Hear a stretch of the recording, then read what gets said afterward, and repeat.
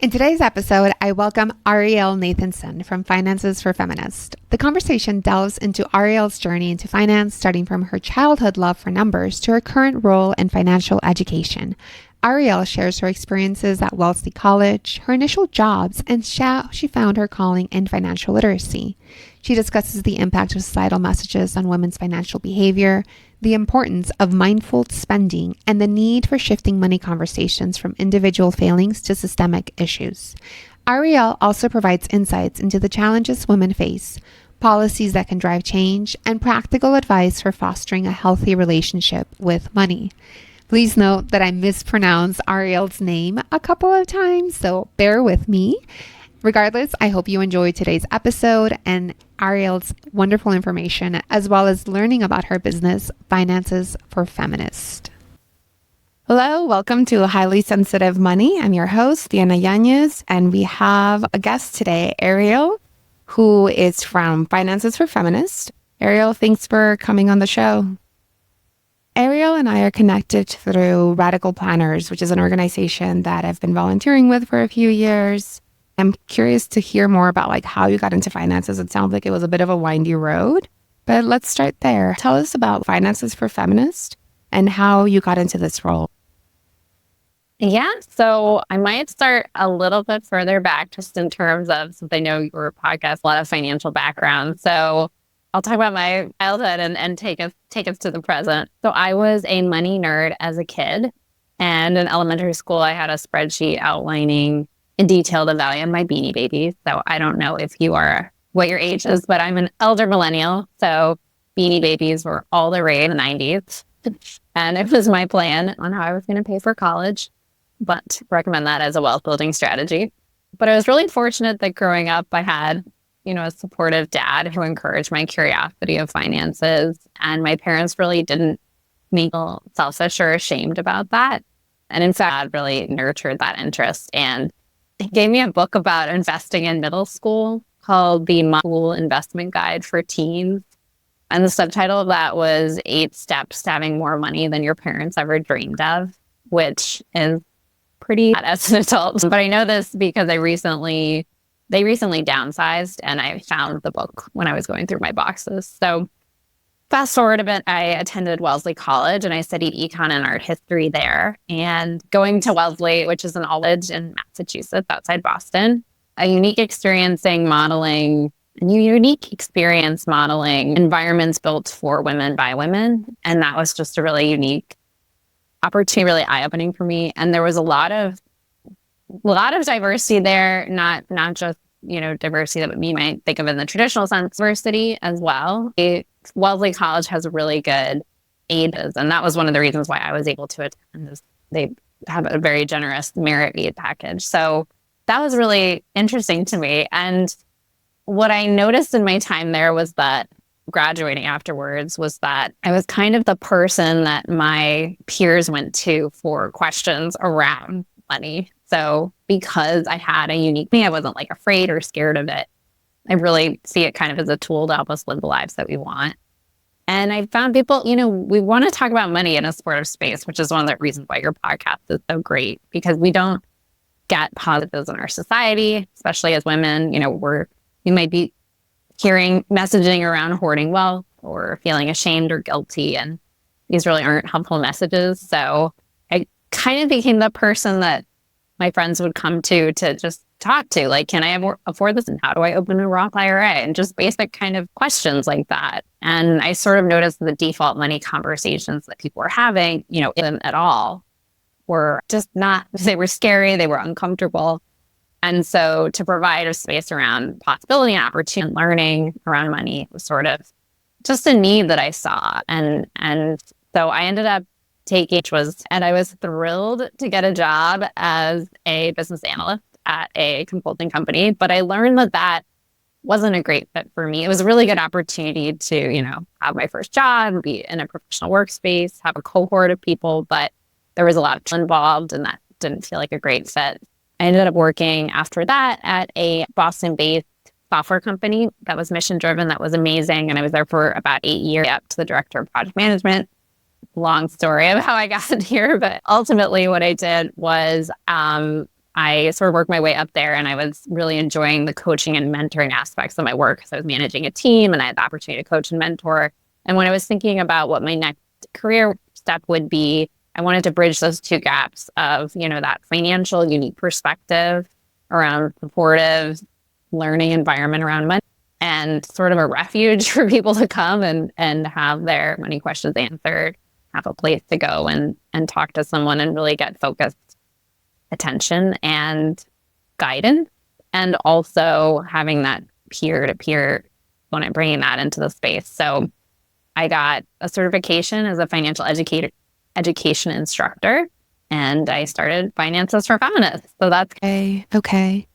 And one of the key aspects of this podcast, especially when I talk to money experts, is social justice. How do you see social justice? How do you define it? And just to give you a little bit of context, my favorite way of defining social justice, which may not be yours, there's this quote by Leela Watson, who's an Aboriginal activist. She's in Australia. She's an art instructor.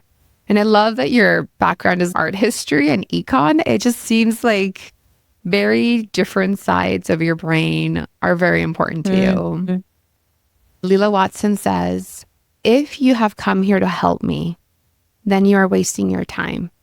But if you have come here because your well-being is bound up with mine, then let us work together. And what I love about this quote is the first part where she says, if you have come here with saviorism, if you have come here with any kind of hierarchy where you have the answer and I don't, that's not going to work. But if you have come here because you doing well or me doing well is part of what helps you feel centered and grounded, then let us work together. And this speaks specifically to how I feel social justice as a highly sensitive person, as someone who's incredibly empathetic, knowing that other people isn't doing well, seeing them, it brings me to action. I mean, it'll often wear me down, but it also brings me to action. It's also what motivated a lot of my career decisions. Anyway, that's my context on social justice. I would love to hear some of your background on it. Yeah, well, just to respond to your first comment about art history and econ, that's a big piece of the element that I bring to my business, Finances for Feminists, is the dual aspects of personal finance. So I like to address both the emotional, so mindful-based spending, intuitive spending, values-based spending, but also that's the spreadsheets and the calculations and things like that, because I do believe it takes both halves of our brain and both the analytical and the emotional sides of the personal finance conversation to be financial. So just wanted to address that, since it is you don't often hear about art history and econ, don't often hear about money mindset and budgeting in the same sort of holistic sort of where at. But I do love the quote that you shared, and I do feel like there is a big issue with money in terms of the way that we talk about it as an individual failing. And I do believe that there is so much work to be done at the political, at the social, at, just the systemic levels.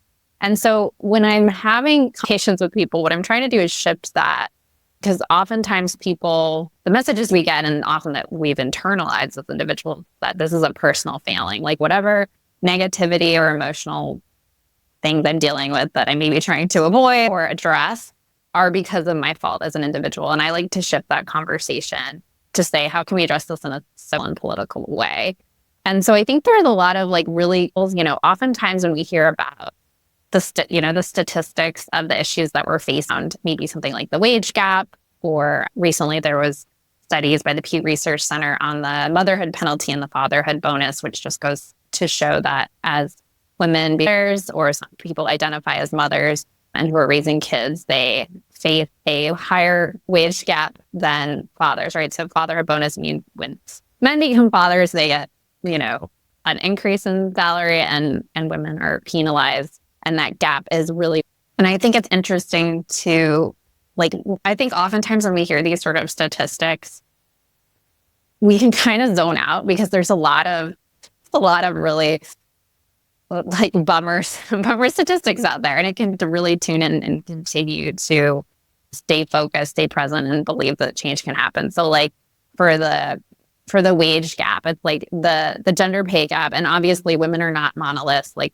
there's the age, there's race, there's class, there's all different factors. But holistically, the gender pay gap was able to narrow in the 80s and 90s, but it's stagnated since then. So like, you know, not 20, 30. So in the 80s, it was like, you know, 8 cents to the dollar. And now it's like 84 cents to the dollar, like, you know, decades later. So that's really frustrating to sort of hear those statistics. You research center that, you know, we haven't made that much progress. That's 2 cents progress in like 40. That feels very claustrophobic almost. But when we look at like, how can we address this from the policy level? And this is where I see the social justice piece coming in, is like, what can we action at a societal and community level?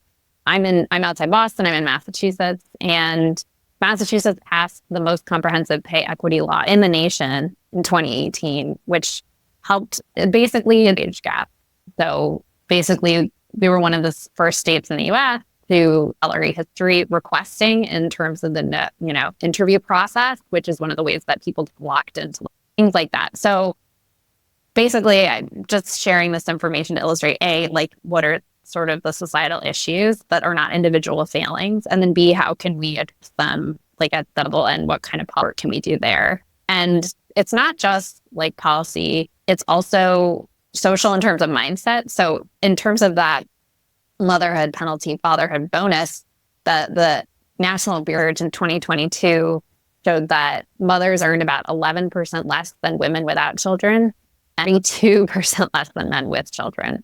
So that's a 2022 report, and that's showing the, you know, motherhood penalty and the fatherhood bonus. And the reason behind this, like, why is this? It's a lot of it has to do with cultural biases against mothers and dated parenting norms around how employers perceive mothers. So, you know, all this to say that there's a lot of work to be done, and shifting, I think, the conversation from individual failing to acknowledging and addressing the societal and systemic issues and political opportunity. It's beautiful. It's beautiful. And it's so true that we live, I mean, capitalism is very individual focused, needs us all to be very atomized.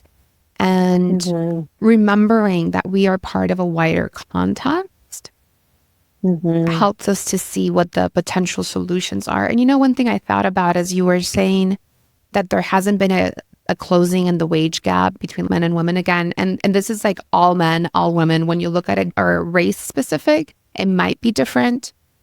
But it's because that last 20%, that last 15%, whatever it is, that one is, without policy, it can't be squeezed away, is what I'm hearing. Right. And I'm not a policy expert, but I do think that policy can help. And yeah, it like basically pushes us to close the gap and to take action. And we know there's like concrete things that we know work, right? We know that when we remove the ability to act about prior, which, you know, it's not apples to apples. And when we switch jobs, I think, well, and this is why they included it in the legislation, is because they know as researchers that that's one way that you can get locked into those lower pay rates. So anyway, yeah, I'm not a policy expert, but the people who are policy experts included that as part of their law. And yeah, to your point, like I do think legislation will help people take action. And it feels like a lot of the biases have become more underground. I have a friend who worked in finance in the 70s, I believe. She told me that one time she literally, like, it was after reviews, and somehow she saw what the salaries were for her and her peers. I think she worked in HR. And when she asked her boss why her income was so much lower, they said, well, you're a single woman, and these other people are parents. You know, they have a family to support. And she said, do you know that all of them are married to high earning women? It didn't matter. Oh my God. It didn't matter. Oh my God. It was so much more outward, and it's now just become more subtle. It's become more subtle. It makes me think of like the movie Barbie, right? Where there's some points where they talk about like the patriarchy becoming just much more subtle. It can take longer to filter out the lingering sexism, the lingering misogyny. Wow, And I'm still like turning over that story you just shared in my head. That's intense. What did she I leave? believe she did stay with the company because she was earning a high income for her at the Yeah. time in the 70s. And like how many, and like it wasn't like they were an anomaly. You know, this was just kind of like the world that finance was. And Yeah. finance is like 20% female. I was telling a friend that it's about 1.5% Latino. So if you do the math, I am like one of maybe 700 certified financial planner Latinas. Yeah. Yeah. Awesome. Well, it's sad, but it also reflects wealth, right? Because Latinos hmm don't have a lot of wealth in the US because of the way that we hmm immigrate. You also mentioned intuitive spending. Can you share more about what you mean by that? Yeah, definitely. So we are more disconnected from our spending than ever before. We have tap to pay. We have one-click shopping. We have credit cards. It is so easy to spend money, and we live in a consumer capitalistic society. So we're getting messages constantly to spend money. Mindful spending or intuitive spending is all about getting back in touch with our spending in terms of our emotions, which sounds maybe foreign to people. But what I do with my clients, and I can recommend it to your listeners as well, is to take like a snapshot of your spending for a month, and you write down the date of the transaction, the amount, the item. So if it's like, if it's Amazon, you got to write down what it actually is, because that could be fuzzy slippers or it could be toilet paper. And then if it's discretionary or optional, and then how you're feeling about the purchase at a gut level, positive, negative, or neutral. And the idea is just to kind of reframe and become more conscious consumers. Because if you know, like, okay, I have to like write this down later in my journal or my spreadsheet or whatever, that's going to help you sort of think about it differently. And then to see, okay, are there any behavioral changes I want to make based on this reflection? And the mindful piece, I try to do it just with discretionary purchases, because essential expenses, like I may not feel great about paying my mortgage or my rent, but I got to pay the bills. But if I'm not feeling good about my Hulu, Netflix, HBO Go, Paramount subscription services, there's some more opportunity for change there. It is a super interesting just reflection exercise. I think we don't realize how disconnected we are from our spending until we start sort of going through it line item by line. Some people may add barriers to that, where they say, okay, I need to get this app hooked up, and I have to like hook up all my accounts and do algorithms and some things. And I want to try to lower the barrier for people, because I think sometimes tools can get in the way of that. And all you really need is like a piece of paper, a pencil, and like your login credentials, which I understand login credentials may be its own thing, but yeah, so that's sort of what I mean. Getting back in touch with our spending and sort of acknowledging that right now in this day and age, it's really easy to spend money. And what does it look like for us to be in touch with how we're feeling about that? Yeah, just slowing it down. And I just finished reading a newsletter by one of my favorite money writers. His name is Douglas Soy, and I'll link it here. But he's talking about his parents immigrated to the US from China right after communism. And his dad was telling him how great it was for capitalism to come into China, because there was so much starvation. There was just like really, really bad poverty. And now in like one generation, people have gone from starving to having microwaves and the internet. Like it's like a whole new world.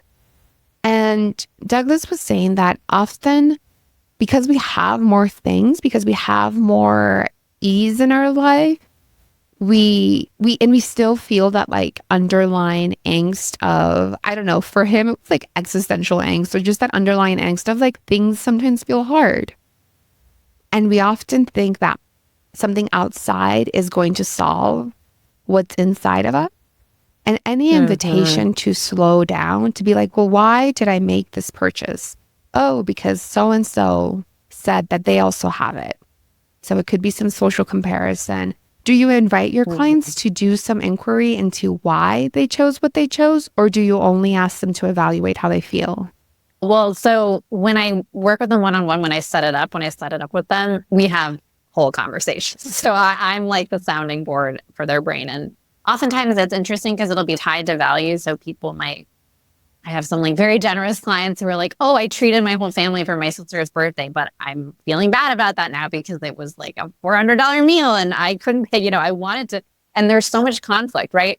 And so it's super interesting to have that dialogue. I love to have that with them in the moment. I think it's harder to have it with yourself in your own head because it's a little bit harder to separate out, okay, like this is the judgment piece and this is the feelings piece and this is how I'm feeling about the feeling. When I talk about it with them and we process it together, that's super interesting. But I think it can be so layered just in terms of like values and boundaries and social comparison. I mean, there's a million reasons of why people have, negative feelings around their spending. To your point of, or perhaps it was the other's point that you were bringing up, but that we make purchases to like soothe us, like self-soothe, or to sort of, just like the discomfort of being a human being. I think that's really true in other areas as well. Like you could think about like food or weight issues. A lot of the parallels between money I see in other like situations like food and weight or shopping. This perhaps like binge restrict pattern of like, and again, to draw the parallel to like food of like, oh, if I'm not feeling great about my weight, I'm not going to eat anything for like a month. And then I'm going to eat everything because I didn't eat anything for a month. And then on the money side, the flip side of that would be I'm feeling bad because I'm in credit card debt. So I'm not going to buy anything or like leave the house. And then a month later, you're like, oh my God, I'm alive. I'm a person. So those kinds of dualities and dynamics around money, I think, play out in all different areas of our lives. It's just different for different people. And so that can sometimes be helpful if you're someone not struggling with money issues, or maybe if you're trying to relate to someone who's not struggling with money issues. Like we all have our own baggage. It's just like, what's in the luggage that you're carrying? Definitely. And I do often relate money to food. The word intuitive spending, there's an intuitive eating movement. Yeah. And you're the second person to talk to me about intuitive spending. I shall actually be on season 2 as well. Haley Castillo, she's a therapist. She's a financial therapist. And her goal is to like bring intuitive spending more into the main focus, just like intuitive eating has really come into the world in the past 20 years. Yeah, no, I think there's so many parallels and I love that comparison. Yeah, sure. One of the things that you mentioned was like, well, maybe you won't feel great about your mortgage. There is a somatic financial therapist named Barry Tesler. I'm not sure if you're familiar with her. I believe she's out of Colorado. And she has this concept called the art of money. And in her book, she talks about relabeling things. So if you don't feel great about your mortgage, you could relabel it to like home sweet home. And that she uses the same thing for debt. Like whatever it is that brought you into debt. It might have been your schooling. It might have been getting through a breakup or like a death in the family, and just giving ourselves more grace. And that's also something they do a lot in the mindfulness movement, labeling the thought. Like if you're meditating and you start thinking, you just label it thinking, worrying, fantasizing, with this detachment, neutrality, just an open heartedness, also maybe with some warmth. We start to decide what works best for us. No, I love that. And it's basically like reframing. But I think one of the ways that I approach that in terms of labeling is like for different, like emergency fund.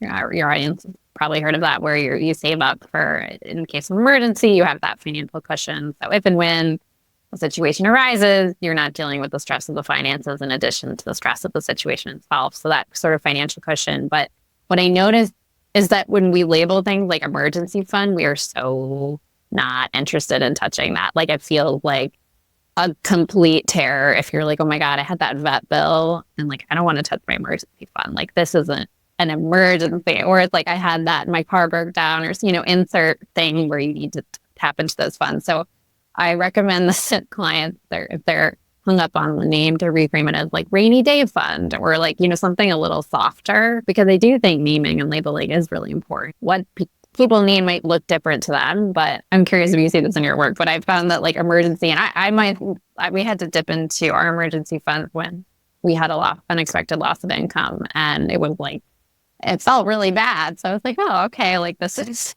good to know. This is what it's there for, right? It's a cushion. It's a fallback, and it's okay to tap into it, and it will be replenished. And just that reframe is so important, like you said. Yeah, because we sometimes think, well, a good person doesn't use their emergency fund, and it's like this really black and white rule that somehow is in our brain from when we were 6 or something. We just heard our parents say that. And now here we are as adults, and you're like, actually, that is not nuanced enough. Because I remember working with a couple where one of them had been let go, right? Loss of income. And they really didn't want to use their emergency fund. So they were about to start going into debt. And it's like slowing it down, right? Like, well, what is an emergency? And at the end of the day, people get to choose what they do. We are not logical. That's why, you studied economics. So, like, what is it? Rational man doesn't exist. Like, there isn't one. Like, we're not. No one's looking at the utility of anything. We might do it very intuitively or very unconsciously, but that's not really how we work. But yes. And I mean, couples I think are super interesting to work with, because, and I love that you work with couples too, because it is this like, it's like that third element. There's each individual, and there's the couple dynamic too. And I know couples therapists also deal with this too, but the ability to sort of have that, when you work with them and being able to sort of be that sounding board, help them sort of navigate, like, what does it mean to tap into this? Is this a situation? How do you want to approach this? But I do think couples are just so fascinating to work with. And I send out weekly newsletters, and I was like looking at the numbers recently, and like the most clicked on newsletters are all about money and relationships, which I think is really interesting. Yeah, because they're both really complex, really complicated. And if we're coming in with unconscious baggage, all of us have unconscious baggage about all kinds of things, and problems show up for those things to become more conscious, and relationships are definitely a place where those are more active. I was talking to my husband about this because we were commenting on how you wouldn't like get married without at least, maybe you're not 100% sure, but at least talking about the kid question. You'd be like, where are you on this path, and what are you thinking? But people do sometimes commit to lifelong partners without really having full financial conversations. And it's like, why is it that we are leaving this huge thing out? And then I think the other thing around couples is that we have this like false narrative that we need to be on the same page about everything. And so I like to sort of reframe that to our earlier conversation point about, okay, like, did you grow up, what's the likelihood that you make the same amount? What's the likelihood that you have the same amount of debt as your partner? What's the likelihood that you came into this relationship with? What's the likelihood that your parents, like your generational wealth? And then when people start realizing, well, no, I am a completely different person from my partner, and our financial backgrounds and situations are completely different. And as such, why would I expect that I have why would I think that we're going to have all the exact same thoughts about this thing? And to recognize that, like, that's okay. Doesn't mean that the relationship is doomed or flawed. It just means that it's time to talk about these things. I'm curious if I met with this couple and they said to me, like, well, we were either going to see you or a couples therapist. And I was like, please see both.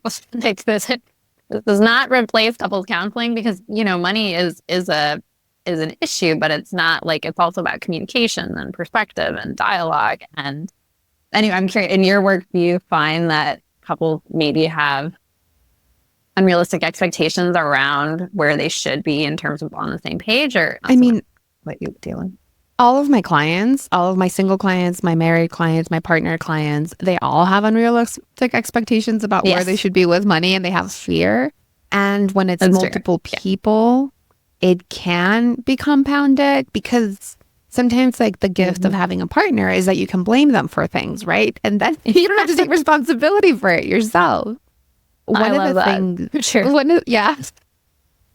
I remember when I became single after a really long relationship, my aunt was telling me, one of the funniest things is going to be when you realize that things are misplaced and there's no one else in the house that you can be like, where did you put this? Like that's going to be, I remember that was such a funny conversation. Anyway, when I work with couples, I always, with all of my clients, I start with what is your vision? And the more clear the joint vision, the joint direction that they're going to, the easier it is for us to experiment into a system that works. Because I both do money coaching and investment management. In my money coaching work, I'm more of a foundations builder. I'm not a lifelong money coach. It's like, you're going to come in, we're going to build a system that works. And then you can come back when there's drastic changes. If you have a kid, if you get divorced, if you decide to become an entrepreneur, sure, let's come in and rework the system. But first, let's create one. And I use the term experimenting into a system just to remind us you're learning how to do this. You're gaining skills in an area that most people avoid. I mean, people are more likely to talk about death or their sex life than to talk about money. Like there's such a taboo around the topic. Yeah. 100%. What's that statistic? It's a little bit dated now, but it's 61% of women would rather talk about their own death than money. It's from 2016, but still, I'm like, okay, that's Yeah. So well, to your point about like the joint goals, I think we often forget that we're on the same page in terms of couple or partners, and to recognize like, what are your shared joint goals and vision, and being intentional and building up from there is like very foundational to doing the work with that positive perspective as opposed to the blaming perspective. I always tell my clients and partners, or one thing that I've seen work well, and I do it for myself too, is like having different pots of fun money for each of you, because the ways in which we disagree on how to spend discretionary funds is like infinite, right? Like my husband's a physicist. He likes to play with electronics, and like I really like buying money books and things. And, you can endlessly debate and argue about like, how we should spend our money, or you can just give each other a fun money pot and then you don't have to argue about it. So like, so much strife and tension just like lifted out when you can have your own little budget of fun money to spend. Yeah. And money often amplifies things, right? So if there are issues, then money will make them bigger, right? And if there's good things, money can make them bigger. It's a very neutral thing that can really amplify. So one of the things about being highly sensitive is that we tend to have more sensory input, right? So some people are like very sensitive to smells, others to textures. Most of us, I feel from the people that I've met and the research that I've done, have like a very rich inner world, and we see connections in what people say that maybe other people don't see. I don't know, if you consider yourself highly sensitive, or do you? I honestly haven't done enough work on the particular labeling to know, but I mean, a lot of the descriptors you're using, I feel like I do relate to. So I don't know. I think I'd have to do some more research on that for myself. Okay. Well, again, as highly sensitive people, because there's such sensory input, both like out in the external world and in our inner world, one of the gifts of it is a lot of creativity, because you see connections where others don't. And honestly, this can relate to anything. Like your husband is a physicist. As a physicist, because of his training, I'm sure he sees the world differently than someone who's not a physicist, right? I would love to hear, what connections do you see in the world of money because of your background, because you get to hear about a lot of people's money, because of art history and going to Wellesley, that other people miss? Can you think of an example? What comes to mind is sort of what I touched on a little bit earlier, which is the parallels and analogy money has to these other areas in our lives where we might use external things, whether it be food or weight or money or shopping or, insert things, insert behavior to sort of control, and as like an outlet to sort of control any anxiety or discomfort, or have that very externally controllable substance or behavior. And I see those connections, like we talked about earlier, with like binge restrict in terms of eating, thinking, spending. It's then thinking also. So like an example of that would be like if I lost 10 pounds, then I would feel happy. If I made more dollars, then I would feel secure, right? There's so many parallels around externalizing our internal anxieties and just discomforts around these things that we feel like we have control over, which makes sense because like as humans, we want to control things and we want to know the future and we want to feel secure. But I do think that those parallels that I see, particularly around food and weight and also like working out, things like that, can be helpful because having those external analogies can be easier to relate either to yourself, where like if I tell someone who says, oh, I have to just make X amount of dollars and then I'll feel better, but it's not based on any like actual, like this is before we've done any math. This is just like pure anxiety talking. If I say, okay, what if I told you that in weight comparison, like if you would you think, does this sentence make sense? Like if I lost 5 pounds, I would feel happy. And oftentimes when we take the analogy elsewhere, it can help us sort of reframe and have a fresh perspective of like, well, no, that doesn't make a lot of sense because I know that it's my inner, my inner perspective on myself, and that if I lose 5 pounds and then I still feel the shittiness, then it's going to be, okay, I need to lose another 5 pounds. And the same is true with money, right? It's like, and the next and the next. And there's always going to be another thing to reach for if we're not like grounded in like our values and like the way we want to approach the world. But also not to discount, there is, a very real, baseline hierarchy of needs, right? So like where we need to be able to make X amount of money to make ends meet. But a lot of the times when I talk to folks, they're beyond that. It's not a matter of like financial safety and security. It's just these emotions that are sort of taking over, and having that external comparison to say, okay, would I binge restrict around eating? That doesn't make sense. Why would I do that with spending, right? So having that way to externalize can help us be a little more gentler on ourselves and also to like see things in a new way. So that's one way I see money in like a connection, I guess I would say. Yeah, definitely. And it brings it to the topic I was talking about earlier. Douglas Soy, he shares how from communism to capitalism, people's lives just changed so much. And like a lot of the first world, it's not really financial need, or at least often with a lot of my clients, it's more of, here we've been told that by having more of X, then we'll be happier.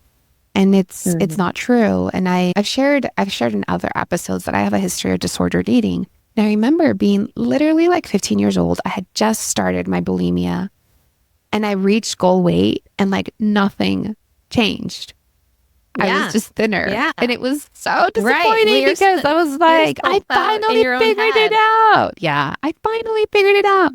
Nothing changed. I'm so grateful that I had that awareness that it didn't really matter. The things that I was upset about were not controllable through my weight. But when you're a small child, that's like you only have so many tools available. One of the things that I've brought into my money coaching that I think is a gift of being highly sensitive, and just for context, I figured out I was highly sensitive maybe like 2 years ago. I'm 36. So like most of my life, I was just like, why are you so sensitive? And then I'm like, oh, there's a neurodivergence that actually accounts for that. I started a training for my own personal meditation practice called Compassionate Inquiry.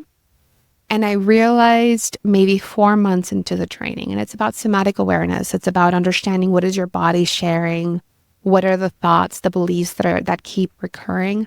I realized that it was transforming the way that I did my work as a money coach because I had so much more tools. And in one of the first episodes that I did with a guest, Lily Kerrigan, we actually did a small snippet of Compassionate Inquiry where we found out what is happening within your body, what are the sensations. And I invite clients into that very like moment by moment connection, so that when they're at the grocery store, when they're having the conversation with their best friend, they can recognize, be it the anxiety, or the fear and remember where it stems from. Not so much, there's this author named Resmaa Menakem. He wrote My Grandmother's Hands.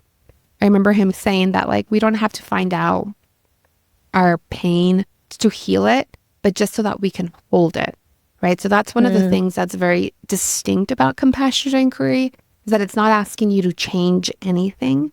It just is inviting you to become more aware. Being a witness. To be a witness and to also accept it. Right? Yeah. So again, when my clients come in and they're feeling money anxiety, and again, because a lot of them come to me because of my focus on social justice, sometimes it's like, yes, let's feel grief and heartbreak because of the limits to what we can do as individuals, because of the fact that it doesn't feel like policy is ever going to get agreed on that will improve things. So I am very comfortable with grief and I invite a lot of grief in. I don't know, as the money coach, how do you deal with these things? Do you deal with them at all? And again, just to say, like, it doesn't come up for everyone. I think the people that come to me because I have that context and because I share myself that way. So I'm curious, is this something that comes up for you in your work? Oh, 100%. Definitely comes up. It's funny because I offer free consultations, 20-minute free consultations for anyone who's just curious to chat more. And the number of people who join that call and say, I was so terrified of this conversation. And I used to feel bad about that. Honestly, I was like, oh, like, what about me is so intimidating? But then I realized, and what I'd share with folks is like, the more that you're, similarly to what you're saying about noticing and acknowledging, the more that you're recognizing that these are your feelings, the more important it is to do this work. Like, it's just kind of a cue to be like, okay, like, this is my brain, this is my body, this is a cue to me to pay attention to this, that this is worth noticing, and that this is, for me, an anecdote to anxiety is action. And I find that's untrue for a lot of folks. But even just acknowledging and thanking that part of you that's saying, oh my God, like, I'm terrified. Like, that is, I'm giving them like the validation of like, good for you for having, like, scheduling the call. Like, I know this is hard, and that's your body and your mind telling you that this is important work for you. The other piece is like, crying is also very normal in sessions, right? And having the compassion to sit with people as they process things, as you mentioned that you do. Like, where do we get that space and time to really sit with those feelings? Like, we're so rushed in our society, like maybe in a therapy session, but it's not common to be able to sit with your own feelings of discomfort. So having the space to process and feel your feelings is really important. But to your point, I think showing up as you are is so important for this work. And I often hear from folks who are like, oh, I'm gonna get back to you when my spending's back on track, or I'm gonna get back to you when I'm like back in the wagon. And I'm like, there's no point you need to be where you can start this work. You can start now. Like, you can show up today. Like, you don't have to be a different version of who you are to do this work. And I think we really need to internal and hear that more, because maybe there are external circumstances that are very unique to you. Like, maybe you're moving and you're like, I'm just really busy and I need to settle down in a new space. Fine. But if you're like saying, oh, I need to wait until my money's figured out, or I need to wait until, something looks different, so I'm not afraid to present my whole self to you, that is also a cue of like, what is it that you're afraid of showing and sharing? And I think oftentimes, one of the questions I ask in my intake form is, do you have anyone that you feel comfortable talking to about money issues? And people often say no, that we don't have those sounding boards, whether it's a peer or a family member or a partner or a friend. It's not easy to talk about money. It's still taboo, like you said. And so recognizing that, giving yourselves grace, and acknowledging that when it is hard, when it is scary, that's your body's cue and your mind's cue to tell you this is important work for you. And hop to it. Your business name is Finances for Feminists. I'd love to hear your take on how being socialized as a woman with like the perfectionism tendencies, I don't know, I'm sure you know more about like what those things are. How do you see them come into your work as a money coach? Or how do you help clients address those things? Oh man, I mean, there's so many, right? Like, so to your point, people that are socialized as women, this is folks who have been left out of the financial conversation, right? And it's not just folks who've been socialized as women; it's really any non-cis white male. But when we're left out of the financial conversation, when we're receiving messages externally, both, you know, aggressively, overtly, like your friend in the 70s, but also more subliminal messaging. I mean, there's studies that show that women receive more articles around saving and than men do, whereas men receive more articles titled, and this is like in magazines and publications and things, men receive more articles around, you know, making money and investing. And so there's like this risk societal piece in play about being risk adverse. And that's really interesting in terms of like the investment gap, which is basically women being underinvested relative to men, which is problematic because we need to, as individuals, we need to be able to invest to build long-term wealth and support ourselves in retirement. There's so many societal messages that women get. And many, this isn't just women, honestly, it's also basically anyone who isn't a cis white male, that the financial industry, that the financial sector, that money isn't for them, that they're not good at it, you know, like insert XYZ, insert your limiting belief. And chance it's not, you know, we didn't start off as babies believing this, right? Like these messages have either been told to us or we've absorbed them. And so the work I do is just like recentering the conversation. So like externally, we have a system, we have a financial system. It works for a very few set of people. And for the rest of us, if you're feeling left out, if you're feeling behind, if you're feeling confused, if you're feeling unclear, you know, that's where my work comes in, where let's recenter who's doing this work, who belongs at the table, right? Everybody. So let's change the conversation and yeah, let's change the narrative. It's such a good point about anyone who's not a cisgendered white male, because the system was created for them, set up for them, right? Like like land-owning white men in the US were the ones who got to vote. And it's not to hate on cisgendered white men. It's just to be like, okay, now we're expanding the sense of humanity. We're expanding who else is included in that pursuit of happiness project. 100%. Yeah. Earlier, you talked about how in the intake form, you ask people, who can you have money conversations with? And as you said, many people don't have that person. One of my favorite things is to invite people to like start cultivating money mentors. I was very lucky that when I graduated from college, I met this lady at church. She was in her late 70s, so she was kind of like a grandmother figure, and she was superb with money. Her mindset around being able to create wealth and being able to share generously, I'd never experienced it before. And she became a money mentor. One of the sweetest experiences of my life was having her help me create a budget. And I'd always had been very good with money, but after college, I wasn't making any money. So I wasn't aware of what was going on. I didn't even realize that my student loan payments, I was like, out of everything that was being paid, 5% was going towards principal. She's like, if you increase that to 10%, like just increase it a little bit, more will go to principal. Anyway, these tiny little things that I didn't have anyone to have that conversation with. But again, one of my sweetest memories is when I showed her my budget once I actually had a job where I was making money. And she looked at me and she said, "I'm so proud of you." And I felt like I was beaming. I felt like that if I had been a Care Bear, like my heart would have just like thrown out a rainbow. And sometimes with my clients, I remember to own a bit of that role of being someone who's reflecting back their goodness and their greatness. Because again, we do reflect back a lot of like, here are your limiting beliefs, but we can't just like, it's not just like so the stick of the carrot. Yeah.